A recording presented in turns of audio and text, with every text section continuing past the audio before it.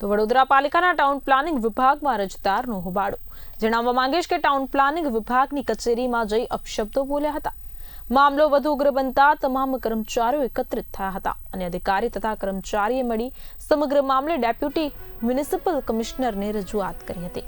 જી હા, બિલકુલ આપને જણાવવા માંગીશ કે ટાઉન પ્લાનિંગ વિભાગની કચેરી ખાતે હોબાળો એક અરજદાર દ્વારા મચાવવામાં આવ્યો હતો।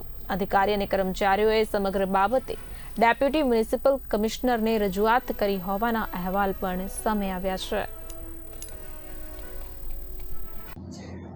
હાલમાં જે અમારી પાસે એ અરજદાર આવ્યા હતા વાલ્મિકભાઈ પાટીલ, એમને રજૂઆત આરટીઆઈ કરે છે અને જે માંગણી આ બિલ્ડિંગોની જે કંઈ રજા ચિઠ્ઠી નકશાની માહિતીની માંગણી કરતા હોય છે, જેના સંદર્ભમાં અમારા ત્યાં ડેપ્યુટી ટીડીઓ નિકુંજ દવે એમણે તો એમની રીતે જે કાર્યવાહી કરવાની હોય છે એ કરતા હોય છે, પણ એમની રજૂઆત એવી હતી અમારા ડેપ્યુટી ટીડીઓની કે દિવસમાં 100 કોલ કરતા હોય છે અને વારે ઘડીએ ફોન કરીને અમને ડિસ્ટર્બ કરતા હોય છે।